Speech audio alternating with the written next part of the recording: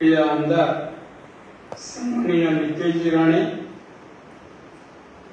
सन्माननीय समीर मलावडे, माजी नगराध्यक्ष म्हणत नाही, कायमस्वरूपी नगराध्यक्ष मस्त,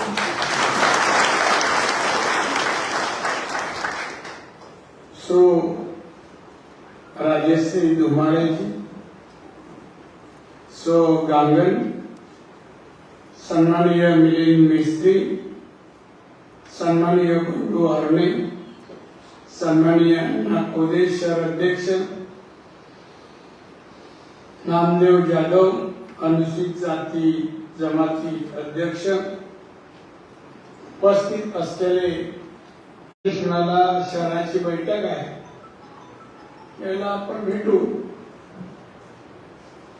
कुठल्याही शुभ कामाला जाताना घरातल्या देवाला नमस्कार करतो, तसा तर लोकसभेला सामोरा जायचंय तर पहिला नमस्कार कणकवली करणार.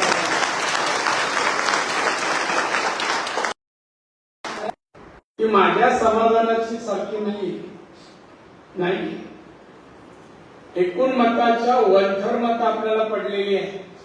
12,000 आहे तर मॅक्झिमम 4,000 पडले एकदा, ते पण नगर पंचायतीच्या निवडणुकीत 12,000पैकी 4,000.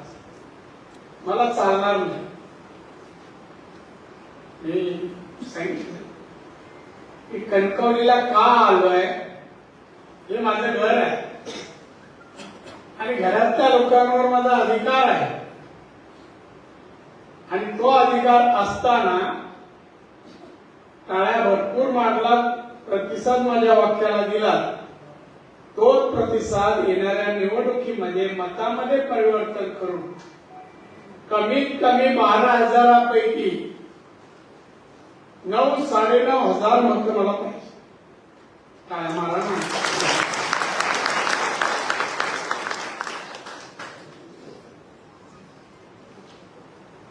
थोडी मत पाहिजे. तर आपलं घर आहे, घरातले लोक आपल्या विरोधात जाऊन कसे चालतील.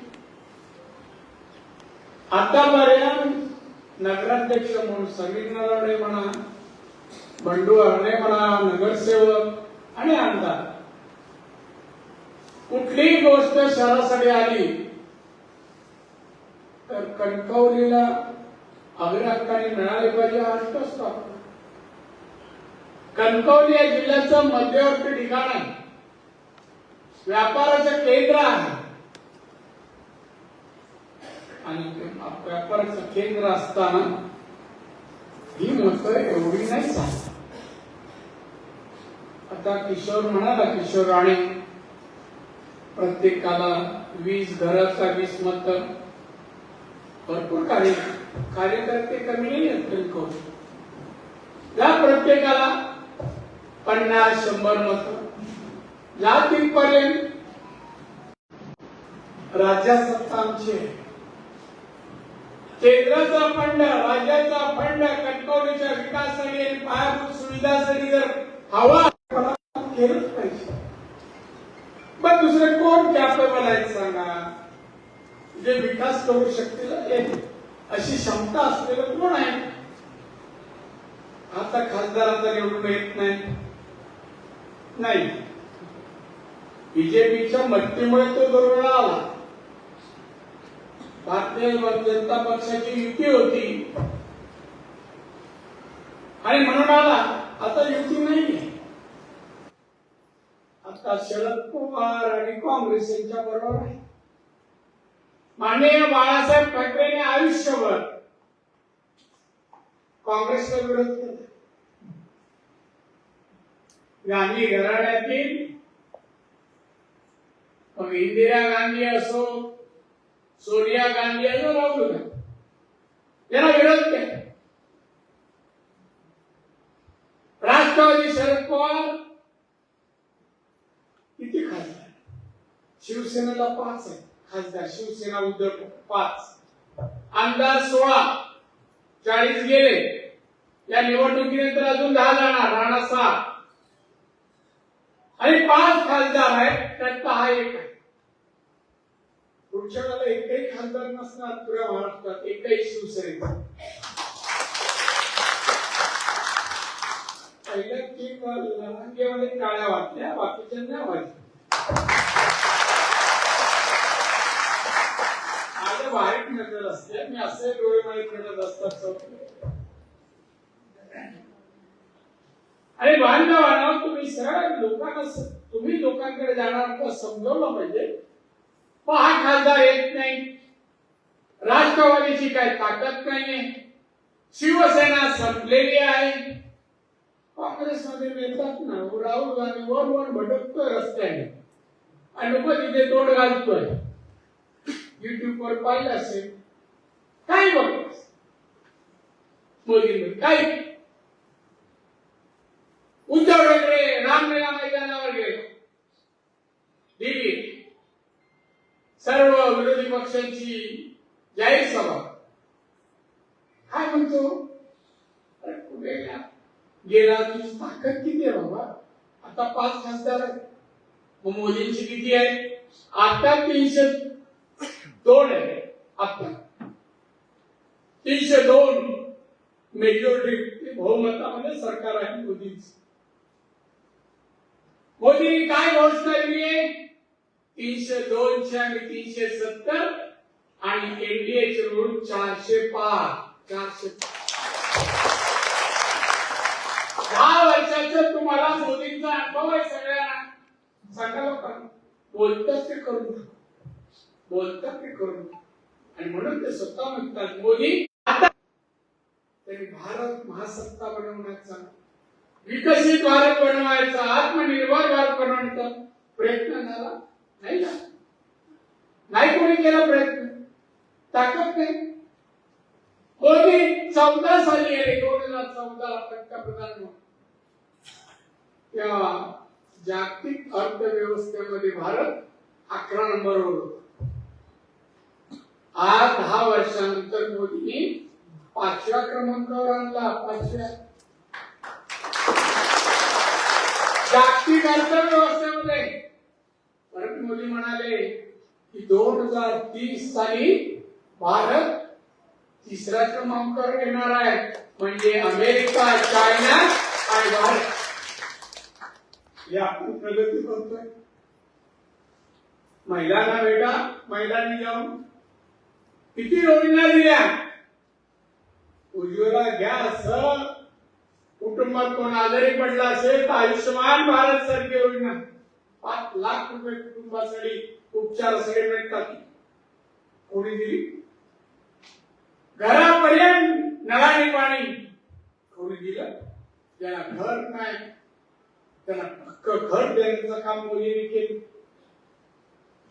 महिलांसाठी, महिलांचं सबलीकरण व्हावं, आर्थिक सुबत्ता महिलांच्या माध्यमातून यावी. अनेक उद्योग. आज देशाच्या उद्योगधंद्यामध्ये महिलांची संख्या 39 झाली, वाढते. माझ्याकडे एमएसएमई आहे, उद्योग खातं.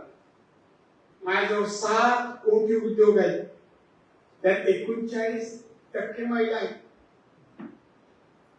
कामगार 18 कोटी आहेत. हे म्हणत होणार आहे मोदी. कोरोना आला, छोटी छोटी दुकानं, फेरीवाले सगळं बंद झालं. किती लोक गेली मृत्युमुखी पडली. खायला घरात अन्न नाही, मुलं रडत होती, उपासमारी.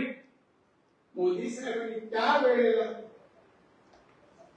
गरिबांसाठी 80 कोटी लोकांना मोफत झाले. आज मितीपर्यंत येते. आज मितीपर्यंत लाखो कोटी रुपये जसले खर्च करतात. उद्धव ठाकरेंनी 5 किलो कोणाच्या घरी पाठवले. एक उदाहरण देऊ दे. त्या खासदारांनी याच्यामध्ये कोरोनाच्या काळात कुठे पाठवले 2 किलो. कोणाच्या घरी गेला तेव्हा तोंड दाखवलं नाही. ती बघण्यासारखी गोष्ट सोड. सांगा मला, या खासदारांनी गेल्या 10 वर्षात या मतदारसंघात सिंधुदुर्ग रत्नागिरीसाठी काय दिलं? आमच्या मोदींनी घराघरात नळाद्वारे पाणी दिलं. घरामध्ये प्रत्येक घर तिथे संडास शौचालय दिली. 11.5 कोटी शौचालय त्यांनी देशात. खासदार काय आणलं सांगा? रस्ते, पाणी, वीज, शाळा, आरोग्य, पाटबंधारे प्रकल्पांना पैसे. एक तरी बालवाडी शाळा त्यांनी काढली. आमदारांनी पोद्दार आणले. आम्ही ते कणकवली इंजिनिअरिंग कॉलेज काढलं, वृद्धाश्रम काढलं, पडव्याला मेडिकल कॉलेज आणि 750 बेडचं हॉस्पिटल काढलं. आमच्या पद्धतीने सरकारच्या पैशाने. सरकारच्या वेळी सगळी धरणाची कामं सुरू केली. काही टक्के बाकी आहे. जेव्हा सगळी धरणं पूर्ण होतील, सिंधुदुर्ग जिल्हा महाराष्ट्राच्या सिंचन क्षमतेमध्ये तो 18.5 ते 19% बरोबरी करेल. पाण्याची टंचाई सिंधुदुर्गात टँकर लागत नाही. मी मुख्यमंत्री होतो ना, सगळी धरणं आणि टँकर मुक्त जिल्हा केला. आमचे रस्ते महाराष्ट्रात नाही. हा खासदाराच्या काय नाव तळगावचा त्याला घराकडून जाणार रस्ता कोणी केला? त्याला आला तर विचारावं. मी खासदार फंड दिला आणि तो रस्ता माझ्या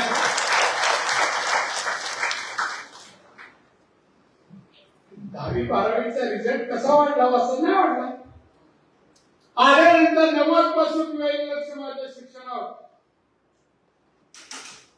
450 शिक्षक एकाच वेळा भरती केले. आपण मनोज जोशीनं तेव्हा सांग 450 वर्ग दिले शिक्षक.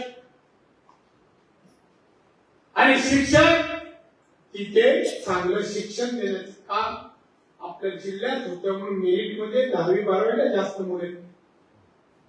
काय काम? लोकांना म्हणा ही काम कोणी केली? यांनी केली का?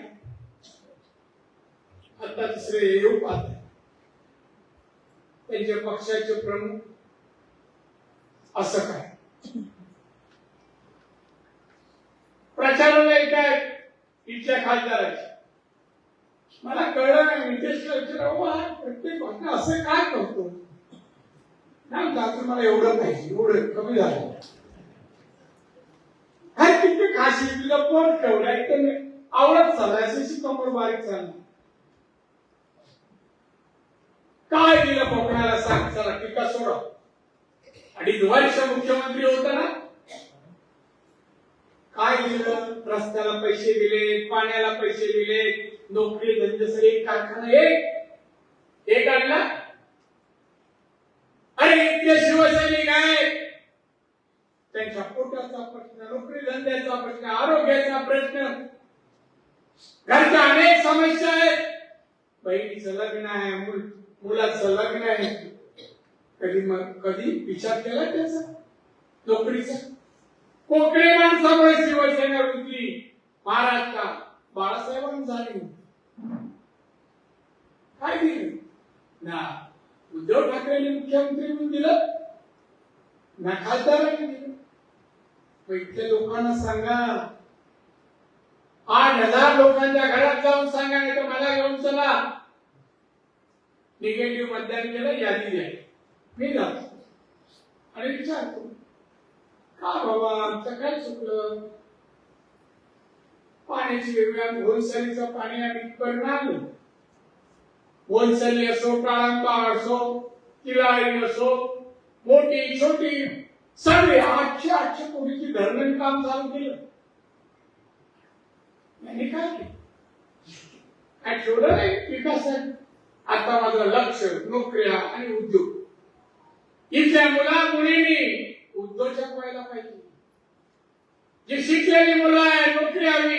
नोकरी जिल्ह्यात म्हणून दोडामार्गला 1000 एकरवर 500 कारखाने आणायचा माझा प्रयत्न.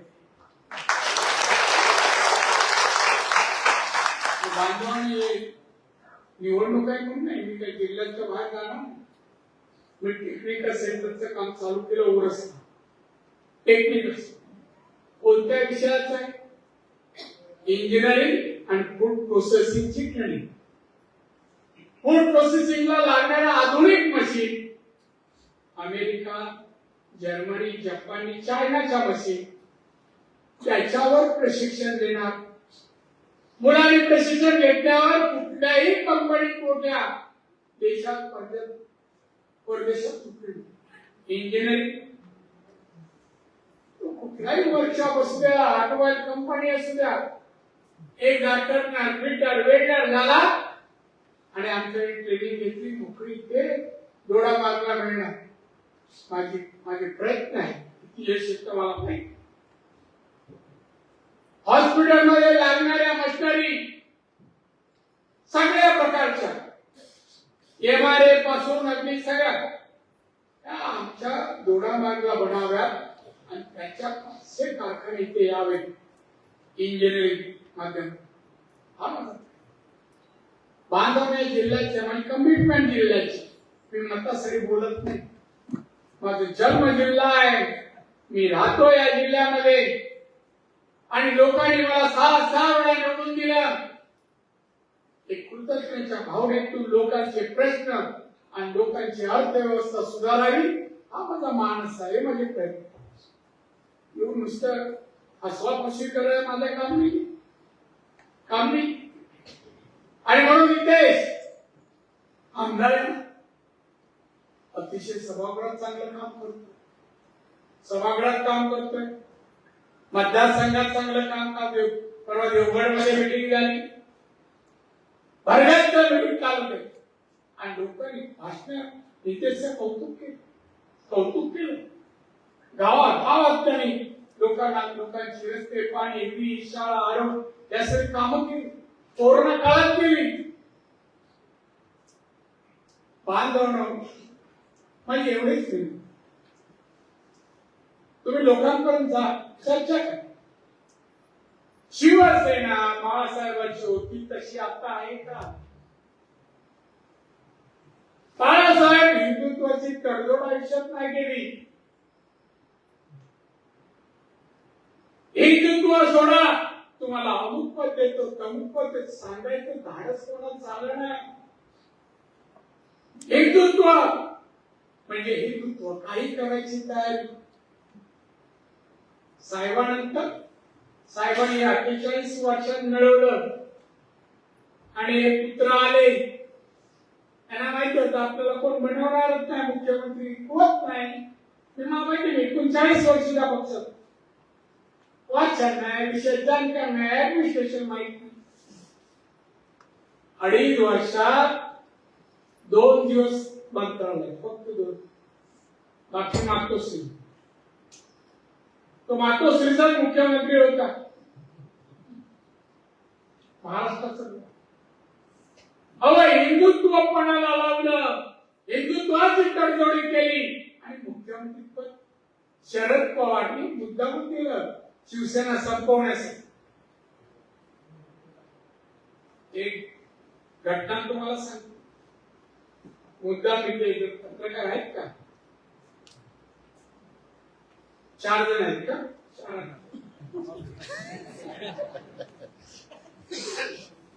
एकदा बाळासाहेब म्हणाले ना, तू शरद बाबूंना जाऊन भेट. शरद बाबू म्हणजे शरद बाबू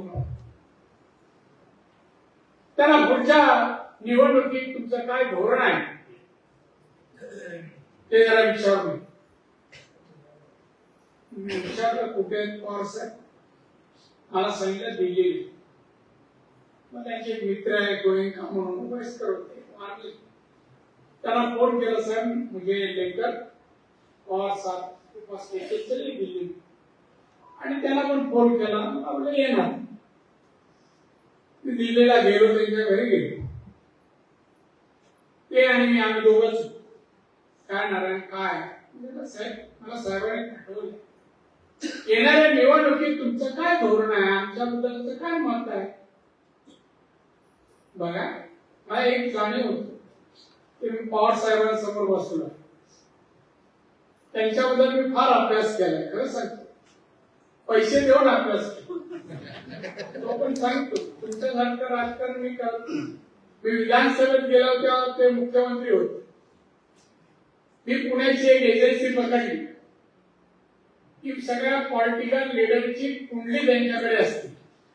ते जेवतात काय, उठतात काय, बसतात काय, मित्र कोण, मैत्रीण कोण, जातात पुढे, पूर्ण पुढे. मी चौघांची कुंडली काढायला हुशार झालो. आता बोललो विधानसभा आपल्याकडे असली पाहिजे. एक शरद पवार, युती होती त्यावेळेला बीजेपी, तरी मुंडे, असे 4 लीडरची मी काढली आणि शरद पवारांची कुंडली मी थोडं वाचून दिल्लीला गेलो आणि बसलो. मला पवार साहेबांचं म्हणणं आहे, काय धोरण आहे तुमचं, आता काय बोलले ते बघा. नारायण साहेबांना मला निरोप सांग, तुमचा पक्ष जातीवादी पक्ष आहे, हा हिंदुत्ववादी पक्ष आहे, मराठी करणारा पक्ष आहे. मला ते चालणार नाही. मी सर्व धर्म समभाव हे माझ्या पक्षाचं धोरण आहे. का मला अन्य पक्षावर युती परिस्थितीनुसार करावी लागते, कधी काँग्रेस, कधी जनता करत. त्यामुळे आम्ही तर तुमच्यावर येऊ शकतो हे शरद पवार म्हणाले. बाळासाहेबांनंतर 19 निवडणूक झाल्यानंतर शिवसेना 56, काँग्रेस 44 आणि यांचे 54 अशी संख्या. एकाचही बहुमत नाही. बीजेपी 105. मग शरद पवार निरोप पाठवला उद्धव ठाकरेंना. उद्धवजी विचार करा, आपण एकत्र येऊया तिघं मिळून आणि सरकार बोलली. मग संजय राऊतला बोलवलं पवार साहेबांनी. ते पिल्लू त्यांचंच आहे, वस्तू उद्धव ठाकरेंबरोबर, पण ते शिवसेनेचे प्रामाणिक नाही. तो शरद पवार पार्लमेंट मध्ये अर्धा वेळ तो शरद पवारच्या ऑफिस मध्ये त्याला बोलवलं. अरे संजय, उद्धवला सांग मी मुख्यमंत्री बनवत होता ना, आमच्याबरोबर ये. आता हे उद्धवला जाऊन सांगितलं आणि रश्मी समोर मातोश्री सांगितल्यावर त्याला बोलला, आता साहेबांच्या हयातीतून बोलू शकलो नाही, म्हणून भेटूया आपण. आणि आदित्य, उद्धव ठाकरे, संजय त्यांच्या घरी गेले, नेपीसी रोडच्या घरी गेले आणि रात्री 10:30 वाजता भेटले आणि सांगितलं आले. मग घेतला काय बोला. नाही साहेब, मी शिवसैनिकाला करणार होतो मी मुख्यमंत्री, पण विचार बदललाय. मी जाऊन कोण शरद पवार, नाही मीच होतो आता. अरे व्हेरी गुड म्हणे, काय खूप शरद पवार फार चांगलं. तिथे संजय होता, चेहरा पण वाटला कोण नाही तर आपल्याला चान्स मिळेल. आणि या माणसाने हिंदुत्वाची तडजोड करू, हिंदुत्वाला बघत देऊन साहेबांच्या विचारसरणीच्या विरोधात फक्त पदासाठी त्या शरद पवारांबरोबर गेला आणि मुख्यमंत्री. एक तर काही नाही, काय ते तुम्ही अनेक टीव्हीवर पाहिलंच.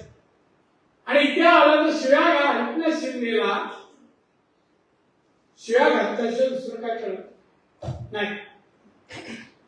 एकनाथ शिंदे आणि कधी असतात तर अजित पवार बोलत नाही, कारण थोडं बसेल जात नाही.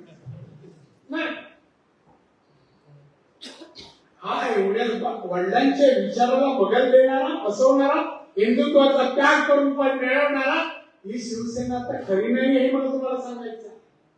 ही मराठी माणसाला न्याय देणारी नाहीये, हिंदुत्वाचं रक्षण करणारी नाहीये. पैसा, कोरोना, लोक मेली, औषध पाणी वेळेस मिळालं नाही म्हणून मोदींनी त्यावेळेला औषध मोफत पुरवायला सुरुवात केली. आयसीयूमध्ये लोकांना धान्य दिलं आणि त्याचबरोबर औषधाला प्रत्येक राज्याला पैसे दिले, जे महाराष्ट्राला पैसे आले मुख्यमंत्री होते यांनी आदित्यनी टेंडर जे काढले औषधाचे 15% खाल्ले पत्रकार हो, 15% औषध या पैशातून मेलेल्या मुर्द्यांच्या टाळूवरचं लोणी खाणारी उद्धव ठाकरे सांगा मग. आणि म्हणून मिळतं त्याचं समाधान नाही. पुढच्या तुम्ही गांगणबाई येतील, हो साहेब काय मागच्या वेळेला 4000 मिळाली, आता 4200 अधिक मिळाले. नाही 200 माझं पोट नाही. तुम्ही त्याचं नाव घेतलं पण सगळ्यांना देसाई पावसकर परत सगळ्यांना लागू आहे. मला सांगितलं ना 9000 पेक्षा जास्त मतं कणकवलीत पाहिजे. कणकवली आपल्या या जिल्ह्याचं विकासाचं मुख्य केंद्र आहे, सेंटरला आहे. हा कणकवलीचा विकास फार होणार, औद्योगिक विकास होईल आणि तो मी करणार. मग मत का दुसऱ्याला आम्ही सगळं करता. लोकांना समजूत घाला, सांगा वेळ भरपूर आहे पण लोकांपर्यंत जायला पाहिजे. 10 लोक घेऊन जाऊ नका. कोणाच्या घरी जायचं 3 ते 4 लोक, आणि ज्याला शुद्ध चांगला मराठी बोलतो तो पुढे असेल. हा बोललेला त्यांना कळत नाही, ते बोललेलं यांना कळत नाही. लॉस असं जा. आजी असतील, आजोबा असतील, नमस्कार आलोय, राणे साहेबांकडून आलोय, बीजेपी तर्फे आलोय, महायुती तर्फे आलोय. निवडणूक आहे, देशाची समृद्धी मोदी साहेबांचा, त्याला तिसऱ्यांदा पंतप्रधान करायचं आहे. आमची विनंती आहे मोदी साहेबांसाठी आणि देशासाठी आपण मत द्या. लोक ऐकतील असं वाटतं. माझं तर कोणाशी तेढ नाही. ज्यांचं तेढ आहे ते कॉन्ट्रॅक्टचे पैसे, हा हायवे झाला, रत्नागिरीचा हायवे थांबलाय, विचारावं का. मी नितीन गडकरी माझ्या बरोबर आहे मंत्रिमंडळ, हे कॅबिनेट सुट्ट्या दोन काय नितीन सिंधुदुर्गचा रस्ता चौपदरीकरण झाला आहोत काय माझ्याजवळ दिवशी आहे. तो रस्ता का झाला नाही कोणी अडवला, मी नाव देतो. 11 जण आम्हाला पैसे द्या नाही तर काम पण आपल्याकडे चालू दिलं नाही. नाव सांगितलं, मी फोन केलं, मी घरी येईल, रस्ता अडवला असता. रस्ता नाही, विकास काम नाही. आणि एसटीला सांगून ठेवलं कोणी रस्ता अडवला तर पोलीस स्टेशनला आणायचं. असं नाही, पूजा करत परत धाडस होता, पूजा करत आणलं. आठवणी घालतो ना पूजा घातली म्हणून. कारण आपला रस्ता कसं जाताना आनंद वाटतो मी अमेरिकेच्या रस्त्यावरून ब्रिटनच्या रस्त्यावरून जातोय का. याला विकास, याला पैसा पाहिजे. तुम्ही तो पोर्टवाला एक दिवशी आणतो मी कणकवली. जॉन नाव आहे, पोर्टचं काम घेतलंय. आपला तो रेडीचा पोर्ट 4000 कोटी खर्च होणार. जगातला माल आपल्या जिल्ह्यात येणार. आपला कुठलाही माल जगात जाण्याचं आधुनिक पोर्ट. महिन्यात एका तारखेला खासदाराचा मुलगा जातो. आम्हाला क्या, मला तो जॉन म्हणा, माझा मित्र आहे, माझ्या ऑफिसच्या बाजूला त्यांचं ऑफिस. तो साहब ये हर महीने आपको पैसा मुझे क्यों नहीं होता है, तो मेरा पोर्ट चलाता है, हमें कुछ तो चाहिए. हमारे पिताजी एमपी है, मेरा आइंदा जिस तारीख को आने वाला मुझे हो, मैं उनको पैसा देना. पण तो बिचारा घाबरला, तरी का मला तारीख सांगितलं. असे उदरनिर्वाह खासदारकीवर 57% फंड खर्च करू शकला नाही खासदार. पण माझा 100% खर्च आला, हा नाही करू शकतो. कारण खासदार फंड देताना 10 ते 15% मागतो. आमच्या इथल्या कॉन्ट्रॅक्टरला नाही परवडत. प्रॉफिट नाही 10%, त्याला कुठून द्यायचं? असे खासदार बारीक सारीक गोष्टी का सांगतोय? लोकांकडे जा ते का नको? आम्ही का आहे? आम्ही पदरचे घालतोय. गोर गरीब कोणी असो, शाळेची फी थकली असो, आजारपण असो, आणि मदत करतो. असं दाखवा काँग्रेसवाले काय का, शिवसेनेचं आहे का? कॉन्ट्रॅक्टर वगैरे आहेत का शिवसेनेमध्ये? उद्धवच्या काँग्रेसमध्ये ही सभा आहे, ही घरगुती सभा आहे. खऱ्या अर्थाने ती म्हणाल सगळे म्हणतात देवगड दादा आम्हाला आनंद आहे, यावेळेला आम्हाला मतदान करायला तुम्हाला संधी मिळेल. संधी मी देतो, पण मी मत या मतदारसंघातून बोलून तुमच्या आमदाराने 80% कबूल केले. बोला आपला पोट भरत नाही 80%, कमीत कमी 90-95%, आणि ते मिळून सगळ्यांनी हातवर आनंद त्यांना हातवर केली म्हणजे अपेक्षा तुम्ही करा 90%ला परत अर्धा. छान, धन्यवाद. जास्त बोलत नाही, 4-5 सभा आहे. पहिली तुमच्याकडे आहे, त्यामुळे तुम्ही कामाला लागा. कुठे रस्त्याने येता जाता मला कंट्री अत्यंत दिसतात, विचार काय रे मतदार कडे अजून कुठे असं विचार नाही. सगळ्यांना शुभेच्छा. मी 90 ते आतापर्यंत माझ्या जीवनाची प्रगती याला कारणीभूत कणकवलीचे मतदार.